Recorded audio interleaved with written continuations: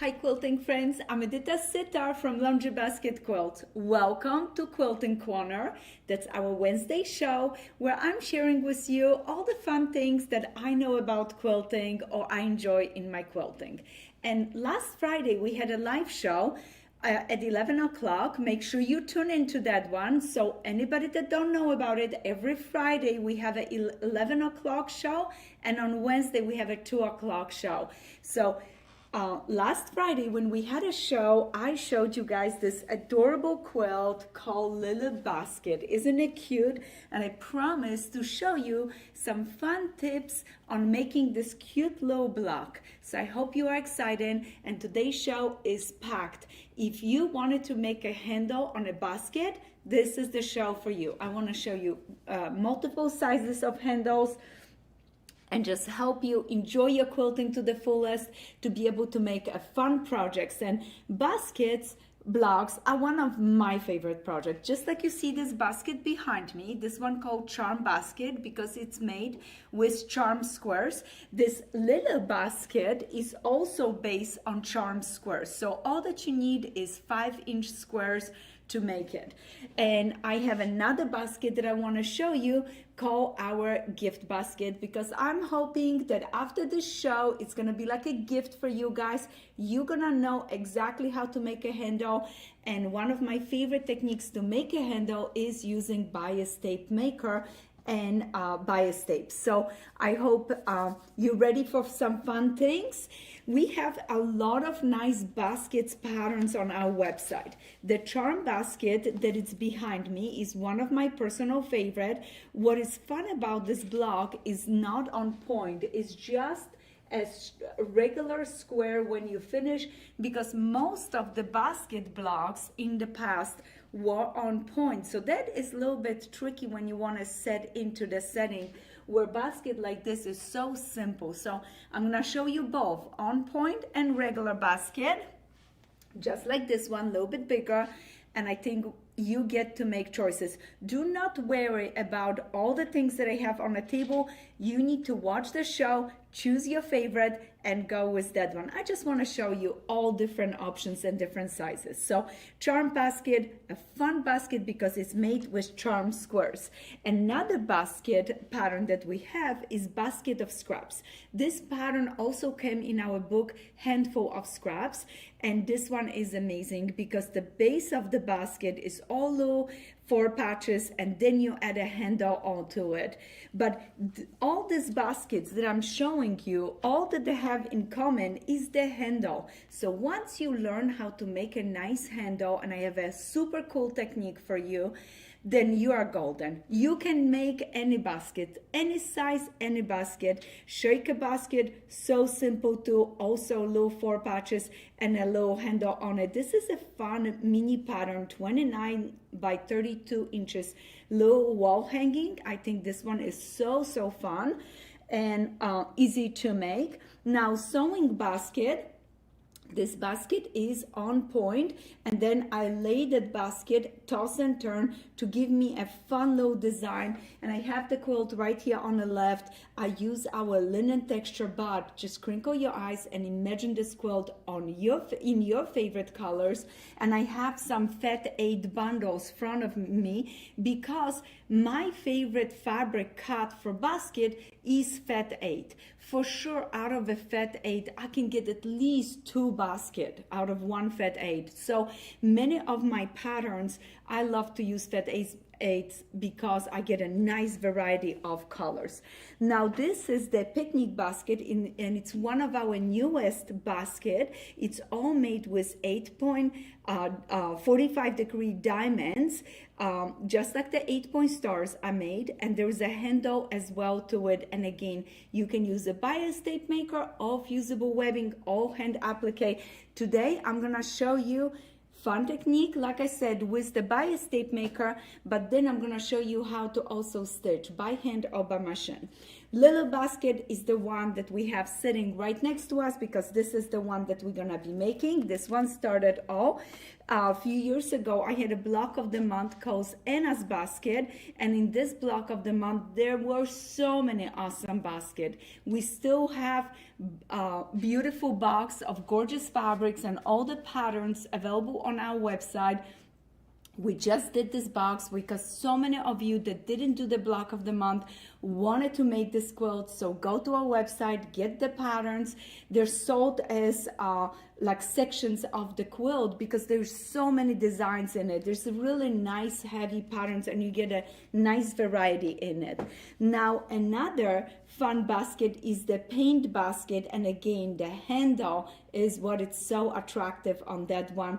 I also add a little bit of applique to some of the basket, and those applique can be added with our silhouettes. We have beautiful silhouettes on our website, and this laundry basket, it is so beautiful, big beautiful basket. And the basket that we're gonna work on it, one of them that we're gonna make today, is in this pattern as well. You can get this this design for this basket through our gift basket or laundry basket, and it's one of my favorites because it's a nice size. So what do I start? I usually start with getting my fabrics and choosing my pattern, and there's so many fun little patterns, including patchwork basket. But look at it, it's just a tiny little handle right here. The handle don't always have to be really big. It could be just accent on the top or on the sides,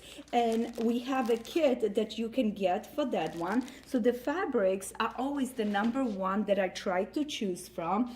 The gift basket is the one that I'm going to be playing today, and we do have the pattern and we do have the kit.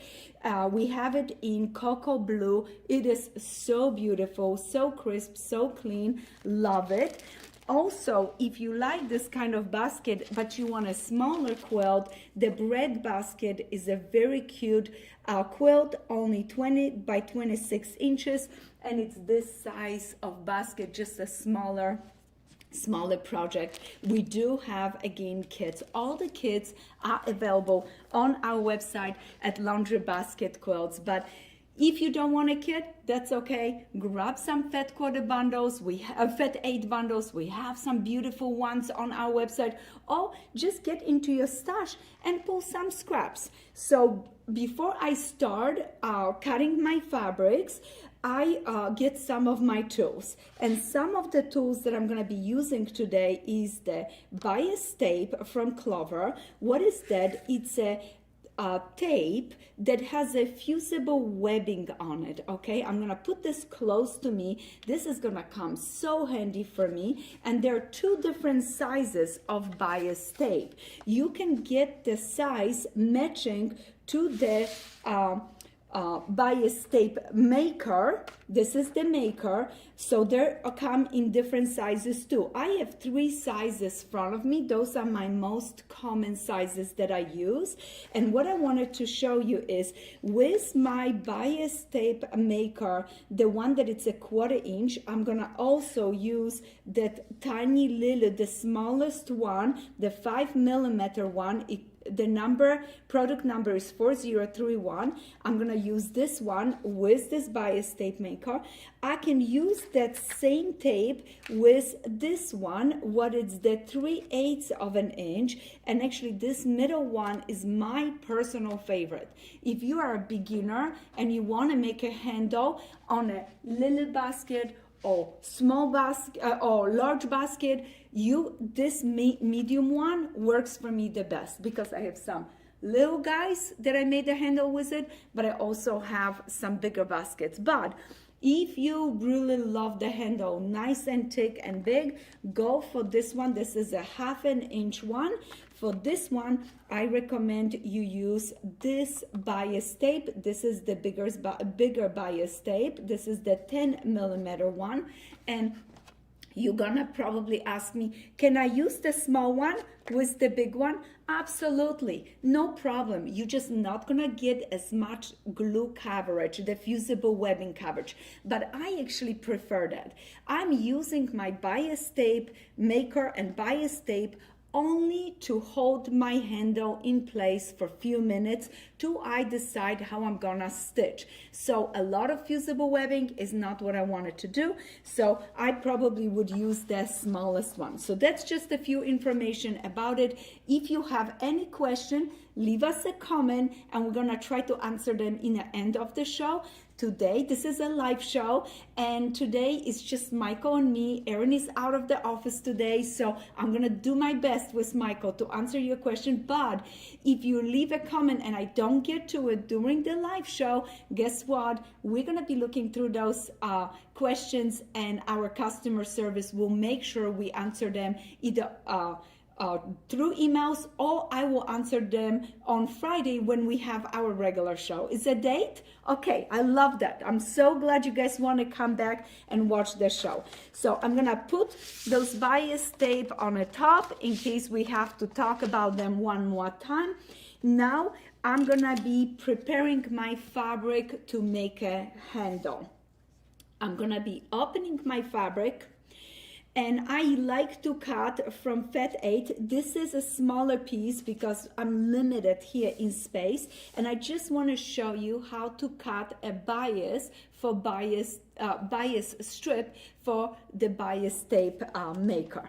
So I'm gonna grab my ruler. I'm gonna place my ruler right on the 45-degree angle right here on the bottom edge of my fabric, okay? And I'm gonna make a cut like this. Zoom, nice. Okay, this cut calls bias cut. The fabric has a straight grain, and here is the bias. Look at this. This stretches. So when I need to make a curve, I need a nice stretch so I can make a lovely curve. And just wait, I'm going to show you how I make my curves. You are going to love it. So I'm going to rotate the fabric for me, and I'm going to start cutting. How big strip you need to cut? I'm going to give you my recipe. It works for me. So what I do is I look at the size, and this is 1/2 inch. So I'm gonna cut for the biggest one 1 inch. Why? Because I want the 1/2 inch and then the edges roll under there. Okay. So how do I cut a 1 inch? I'm gonna rotate my ruler, measure 1 inch right here from this side to this side.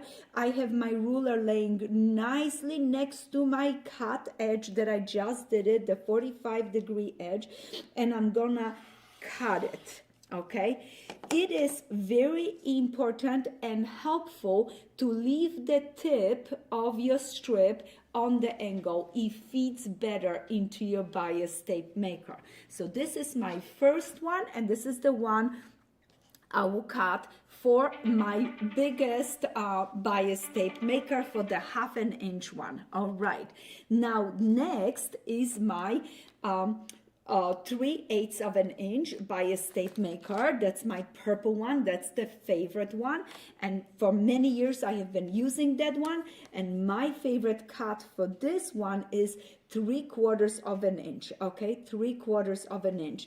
Again, so 3/8 plus 3/8 is 3/4, and this is where I got that measurements. I want to have a nice strip that rolls the edges really nice. This is gonna be wonderful. Now, how long you cutting your bias tape? That's a very good question. The Fat 8s give me a nice long distance that works perfectly around the gift basket, but you can always measure what you need and then measure it. Does this cover what you need? So you can take your design, your handle design, because you could start designing your own handles from now on. You're gonna be perfect doing it. Just measure what you need, and I give myself a 1/2 inch and 1/2 inch in the beginning and the end, just so that way my handle is set into the seam. Okay, we cut our second one. Now the tiny, delicate, beautiful one, that one sometimes give me a little trouble, because this one says 1/4 of an inch. So if I would follow my recipe and double on it, I need a 1/2 inch. 1/2 inch, it's a little too small for me. For some reason, the fabric doesn't want to roll. So I have been cutting for this one 5/8 of an inch. I want a little bit more because I need it, especially on such a small one, that the edges do roll and fuse together. Okay, so for this one, I like to cut a 5/8 of an inch. Isn't that wonderful? Oh, I'm gonna go ahead and cut one right now so you see. So I'm measuring 5/8 and again cut it. This probably would be enough for 2 little baskets. This is long enough for 2 baskets, and I will place it with my wonderful bias tape maker. Now there are other pieces to the basket, and I'm gonna go over those, and then we're gonna go back to the handle because that's why you are here. So let's start with this bigger basket. And what I like to do, this is the base of my gift basket. This is this pattern right here. Okay, I opened the pattern, I went through the direction, and all that I did is I cut 1/4 square triangle for the base. Okay, I'm gonna briefly go over. We're talking more about the handle, and I want to focus on the handle. So this direction is so simple. Go to the website, get the pattern, forever and ever. You're gonna have a best basket ever. Oh, I love that, it rhymed. So I went and I cut a square twice diagonally, and I got 4 baskets out of it. So this is my basket base. Then I cut a background square and another square from the same fabric to create a base. I drew a line from point to point and I stitch on that line. The next thing what I'm going to do is I'm going to trim 1/4 inch away from my line. Okay, 1/4 inch away. I trimmed it. Look what happened. When I open this up, I have a square with a dark triangle. All that I need to do, I can press it because I have my beautiful iron here. Let me get a little press on this, and I'm pushing my seam allowance towards the dark. Okay, I just pressed it. Now, notice I'm gonna go ahead and place my ruler this way, okay? Point to point, 45-degree angle is right here. I measured it up, I'm paying attention, and now I'm gonna make a beautiful cut, okay? Beautiful cut. As soon as I finish this cut, look what happened. Look what happened, okay? I'm gonna open this up, and I have a left and a right side of my basket. Isn't that exciting? My base was so quick. I didn't have to sew the individual pieces. I just sew a square, trimmed it, flip it, cut it in half, and now I have a left and a right. I'm gonna place this, match perfectly on a top right here, stitch, flip it open. I like to push my seam allowance towards my basket. Then I'm gonna do the same thing on this side, match perfectly, stitch, flip it open, push towards the basket so I don't have a lot of bulk here for later on. And look at this. Now I have a beautiful basket base. All right, so this is how you would make all the basket bases for this basket, for gift basket, and now the handle. Okay, and I'm gonna show you handle options, and then we're gonna make one together. So for the handle, in your pattern, you have something like this called arch template.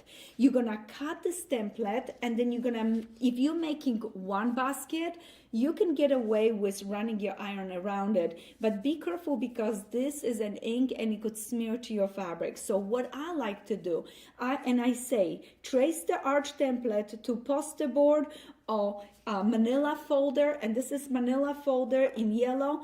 I did my template, I matched it up, There are important points on it. Notice I have a blue mark here where there is a center, and I have a blue marks here where I'm going to be lining up with the bottom of my rectangle. I'm gonna set those two things to the side and we're gonna go over. Now, the next is I needed a rectangle for my background, okay? And there it is. On this rectangle, I can go ahead and choose any of my bias tape and I can make a handle now. I'm gonna show you how to make one in just a moment. You have option, you can go for the thinnest one, the smallest one. Notice, I'm gonna leave this here so I don't lose it. This one is the smallest one. Look at how delicate it is. This is the 1/4 inch. Look at the difference, isn't it lovely? Now, the next one that I can do is the one that I absolutely love. It's that 3/8 of an inch. Ooh, I like that one. Why do I like this one? Because it has a little bit more body to it. For my mini quilts, for my tiny little baskets, I for sure will use the tiny one, but for this size basket, this to me looks very nice and balanced. I'm gonna save that strip next to me because we're gonna be making this one. But in case you want like a country primitive quilt, I would go for really nice big thick handle, and that's the one made with the 1/2 inch bias tape maker. That's the thickest strip that we have. That's the 1 inch. Look at it, still looks beautiful. Tough choices, I know. I'm gonna show you this again. So look at, this is the biggest one. That's the medium one, and this is the delicate small one. Every single one has something to offer. So it's gonna be up to you, and I think if you start with the medium one, you can always get another bias tape maker for the smaller one or bigger one, because once you learn the medium one, you're gonna be good to go, okay? So now, how did I make this handle? I had my background, and now I'm gonna show you how I make my handle. I need my ironing board. Now, friends, if you are doing 100 of them, do not use your board underneath. I'm only gonna make one, so I'm not removing my whole board for this YouTube video. So if you're making more than one, don't have your cutting board under your wool, because it's gonna wave your cutting board. I'm only gonna make one, like I said. I have my background, I have my bias cut piece of fabric, okay? Now I have my bias tape maker. I'm gonna need a 1 pin next to me, and I'm going to need my little bias tape. Oh, right here, there it is. So this is the tape. I'm gonna section for myself enough bias tape that I can work with it to make one handle, okay? So I just ripped it right here. I didn't even cut it. I ripped it just like this, but if you want to cut it, and the first thing that I'm gonna do is I'm gonna weave this tape through my bias tape. Now, paper on the top, fusible webbing, the rough side, when you touch it with your finger, it feels rough, goes towards the bias tape maker. You're gonna weave it in, then you're gonna come up to this point and you're gonna put it right into this hole, just like this, okay? This is what I need you to do. I like to bend this back and hold it with my finger so it's not in my way, because the next thing I want to show you guys how I put the fabric in. I'm going to place my fabric in my fingers. I'm going to gently hold it like this so it bends, and I'm going to push it into my bias tape maker. Now I cannot push all the way, so this is where the pin gonna come handy, because all that I'm going to do is there is an opening, and did you see how I pushed through enough that there is a little bit sticking out, and now I can pull it all the way. I love to take a peek from this side that my fabric is beautifully and equally folded together, And now it is so perfect. I'm going to go ahead and place it right here and place this fusible tape down. My iron is on, it's nice and warm, and I'm just gonna fuse just that low tip. I have to move some things out of my way so I don't press them. So now notice I just push the tip down, the pieces are fused together, the paper, the fusible webbing, the fabric. I'm now gonna put a pin and I put it on an angle so when I start pulling my fusible my bias tape maker, I need to pull it this way, something holds against me, so that way it's nice and easy. I'm telling you, you're gonna love this. So now I'm gonna gently pull, let it go. You want to let it go, you don't want to stretch, let it go and press. Okay, pull and let it go and press. You don't want it to pull it too hard, so that way your fabric is waving under there. Okay, but you want to press it enough. So I'm pulling, I'm pressing, I'm bumping with my iron, I'm letting go, and on this side I'm fixing my fabric to make sure that it doesn't curl up and create a low bump. Oh, this is gonna be wonderful. You do not want your iron too long on this because you're gonna melt away the delicate, beautiful bias tape.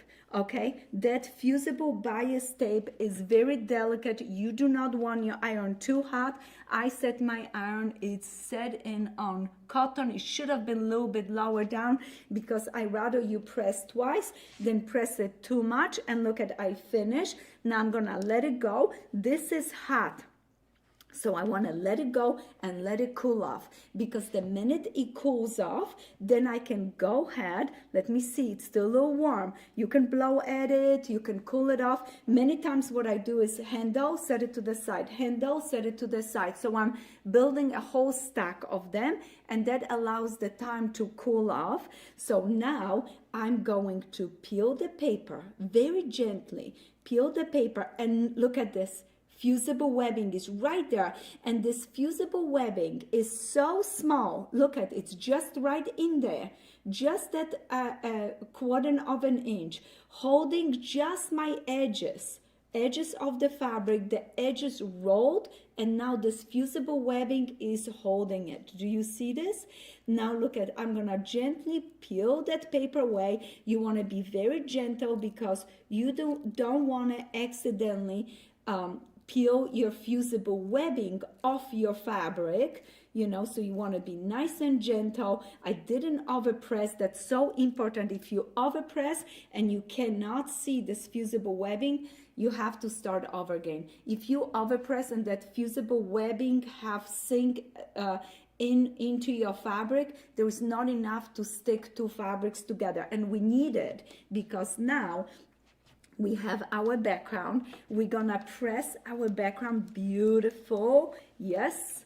Then we're going to gently, I'm gonna bring it a little bit closer to me. I'm gonna gently fold it in half, just like this. Very gentle crease, very delicate, just with your finger.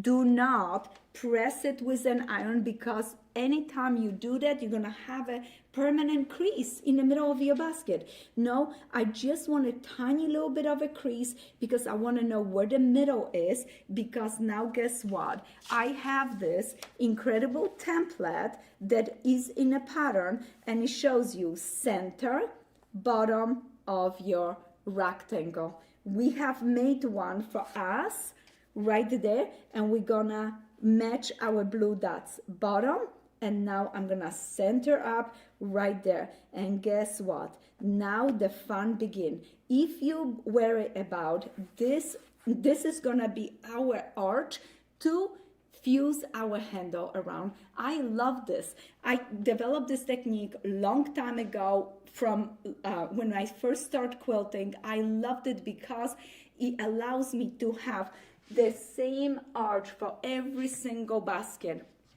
And I love it because now you can go ahead, take your arch. If you feel like this is gonna move, so go ahead and put a pin in, again, on an angle, so it's out of your way, just holding your cardboard template in place. And what we're going to do, the fusible down, okay, fusible webbing down, we're gonna place our handle, we're gonna match it with the edge, and we're gonna go ahead and take our iron, and we're gonna gently make our way around this template, and it sits on the edge of the beautiful paper template. Look what it's happening. Do you see it? It just rolled around this arch and is sitting against this paper, and all that I have to do is just take it out. Make sure you don't rush, because this is warm, and as long as the fusible is warm, it can pull apart. So you have to give a minute to cool it off. And now look at this. I have a handle that it's fused down into my background, okay? With a little bit of a heat that it's gonna wanna do pull up. So make sure when you're arching it, you're not pulling, you just curving. Don't pull on your handle, okay? So now I have a handle. I don't need it as long as it is here. So I'm gonna trim it just gently. I'm still leaving myself a little bit room. I noticed that right here, it didn't stick all the way. What I'm going to do, I'm going to go ahead and take my iron. I was rushing a little bit, so make sure the ends are nice and down, because you don't want the ends of your basket to do this. If they're moving, then repress it so they're staying in place. And the next thing, you can go ahead and choose. You can applique by machine. If you applique by machine, you're gonna use a cotton thread. 2370 is incredible for your bobbin. And if you wanted to, you can use a nylon invisible thread for the top, and just do a tiny little zigzag stitch and secure it in place. If you want to show off the handle a little bit more, you can do decorative stitches, but my favorite about this technique is that it's perfect for hand appliquing. So what I'm going to do is, I'm not gonna applique yet. I'm going to first sew this to this. I'm placing the bottom, stitching it, flipping it open, okay? Now my edges are secured in place, and the next thing that I'm gonna do, I'm gonna either take silk thread or take regular 2370 or a faux thread. I have a little knot on the end. This is not sewn yet, but I wanted to show you. I'm gonna just go ahead and start stitching, starting right from the bottom where the basket handle would meet with the base. And all that I'm going to do is now do a little slip stitches. Notice that I don't have it sewn, and I already know it would have been easier if I have this sewn, because it would be holding my handle for me, the base of it. But no less, I just want to show you 1 or 2 stitches that I'm going to put around, and look at this, just a low slip stitch just right there on the edge. So that is how I would secure this one in place.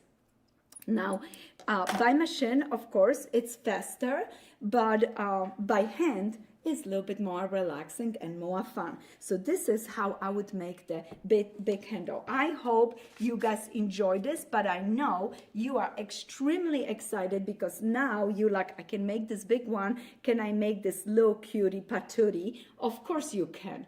This is even easier than what we just did. Let me show you. Let me show you. We have fabrics. We're going to be cutting from 5-inch squares. All that you need, again, is your pieces to make a basket. This one is very traditional. There is no tricks to the base of the basket. All that you're doing is you're cutting all your pieces. You have background rectangle, you have a half square triangle for the base, you have a half square triangle for the top, you have a half square triangle for the base, the body of the basket, and this is the bottom. Okay, we're gonna set the background where the handle is gonna go on up, and we're gonna focus on making the base. How do you gonna do this? You're gonna take your triangle, you're gonna place it right sides together, stitch, flip it open. I think now this is what I just did. The original quilt, I made it many months ago, over 20 years ago. I made the original one, and I pushed all my seams towards dark because a lot of my quilts that time were hand quilted, and a lot of them use a polyester bedding, and that bedding would come through the seams. So I had to press towards one direction, but lately I love pressing my seams open. And I noticed something when I made my first stitches. I first pushed it towards the dark, but then I went ahead and opened it up. Do you see how I open it up, this seam? This may be the way to go on those guys. Open it up, they lay nice and flat. So it's up to you, try it. You know, you don't have to do things the way you used to do. You can improve, you can change, and you can roll with it. Depends on what you wanted to do with the quilt. So the triangles to the rectangles, then you're gonna sew this to this and this to this, and then you're gonna add the little bottom to it. You're gonna have the best time ever. But this is about the handle. So how am I gonna make this handle? I'm gonna be very careful not to stretch this bias edge. This time I'm applying my handle to half square triangle, and the bias edge is right here. I already made a little bias tape for myself. I used that smallest one. It was a little bit work to feed the fabric in it, but again, don't be afraid to take your piece, put it in there, and then use that beautiful pin to pull right through it. So it's gonna be a little bit of work, but you can do it, okay? I'm now going to peel this paper away, all right? And I have learned something with a lot of the small baskets, that when I work with them, that like the softer, more delicate fabric fits through the bias tape maker easier. So I made myself a template. Where did I get this template? Again, from this cute little pattern. There is a template for it, and again it tells you the center. So I already did it. I did not mark my blue line, so I'm gonna do it right now because I want to know exactly where I need to match it up in the bottom of my half square triangle. All right, put this to the side. You guys love this. I know you do. You would love to scrap quilt with me. I am just so excited about this kind of fun things. So right there, I have my template in place. I'm gonna put a pin in it so it stays in place. And now I'm gonna take my little handle, all right, and I'm gonna start applying on this side and roll it around it. Let's see how this one is gonna work out for us. Nice and warm, nice and warm. Re-rolling. It's smaller, so it's a little bit harder to get that arch. But notice when I'm warming it up, that bias tape, it is arching so nice. Please tell me you love it, all right?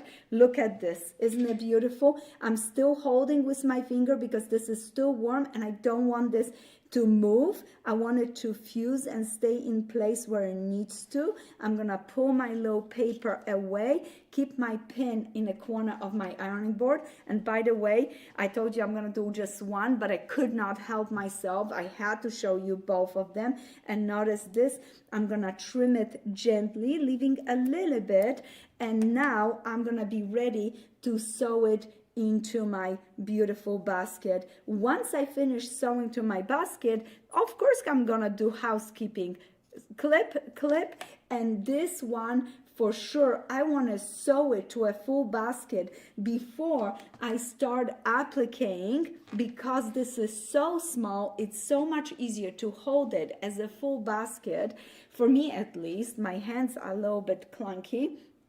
So I'm gonna make a little knot on the bottom on end of my thread, and all that I'm gonna do is, guys, I'm gonna have to make 5,643 more of those little baskets, because every time I'm gonna be going to the beach or flying on a plane or going to the doctor office, I hope I don't have to go a lot, or just sitting and relaxing, I'm gonna be stitching those cute little handles.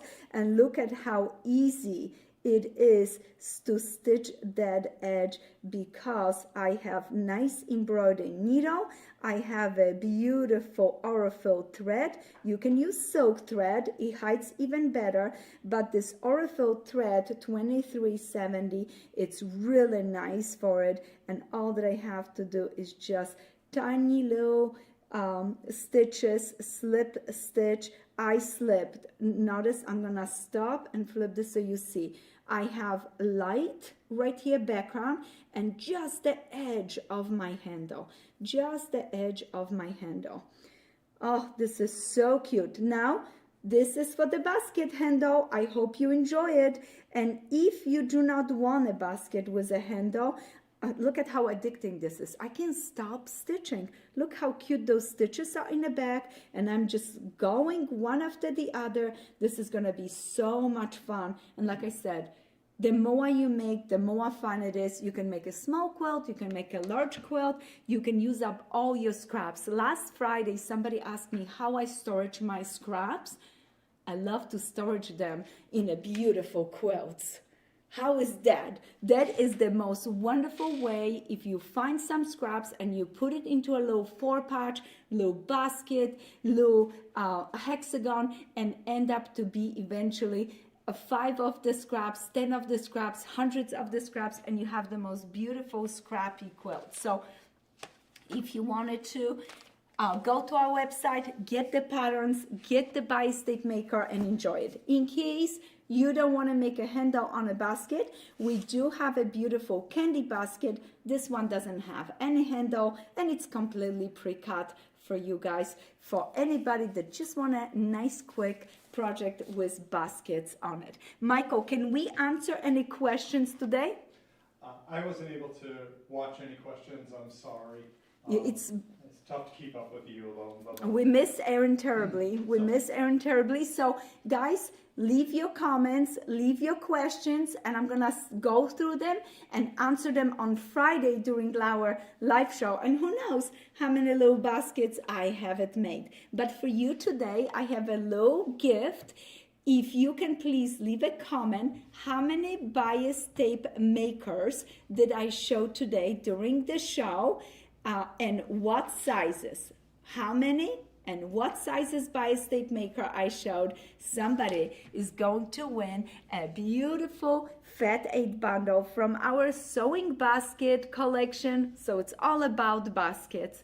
Now, thank you so much, guys, for watching the show. I'm sorry we cannot answer any questions today. Can we grab at least one question, Michael? Let me look and see. Michael's trying.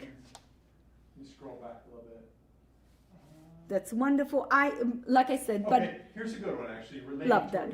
Sarah Casper asked, could the same technique be used for stems and vines? Yes, yes, and yes. And guess what? You guys asked for it next year for our mystery quilt and some of our quilts along. We're gonna do a lot of fun appliques. So get ready and learn how to use that bias tape maker, because yes, for stems, incredible. And you can have this thinner slow stem or nice and big ones. Is there more sizes? Yes, of the bias tape maker. I like those 3 because I use them quite often. As you can tell, they're very versatile. And like I said, we have all of the things on our website, so go ahead and visit our website and enjoy them. And there's one more question here. I Someone love asked that. on the same, following up from the same question, which bias tape maker size would you use for applique stems?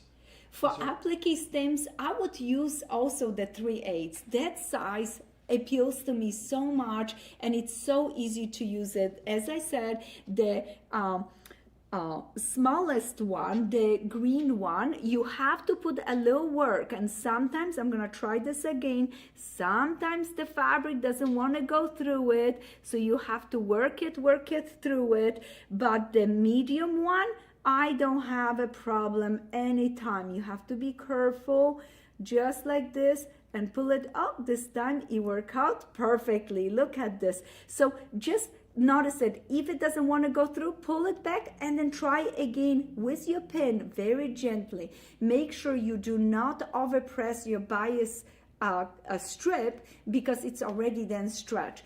Only iron your fabric before you cut. Don't iron your strip during the process. It did not work for me. Every time I touched it with the iron, stretched it out, and then I didn't get a nice curve. But so that's the small one. This is the medium one. Look at how quickly I can make the medium one. Let me show you guys. So the medium one, the 3/8, I love it, and I love it with the smaller tape. Why? Because it doesn't go all the way to the edges, the tape. It stays right in the middle, only grabs my edges of the fabric, and it leaves me room to later on, just like I showed you. Look at how this is smaller than this. Do you see? So that way it gives me the edges for hand applique or machine applique. But perfect for little flowers and stem. And maybe on Friday I'm gonna show you some flowers and stem. I told you about, we have a new ruler that it's coming out. It is going to be incredible for appliques, so we're working on that one. So next year we'll be doing a lot of fun appliques together. I hope you enjoyed this show. Happy quilting. Make sure you go to our website and visit us and shop from us. We very much appreciate. There's always some fun special of the week. I'm not gonna tell you what is the special of the week today. Erin have it all fun prepared, so go ahead, look at it, and maybe you want to enjoy those. But Fat 8 bundles are my personal favorite for our baskets. And like I said, we have a sewing basket Fat 8. We have the most beautiful beach house Fat 8.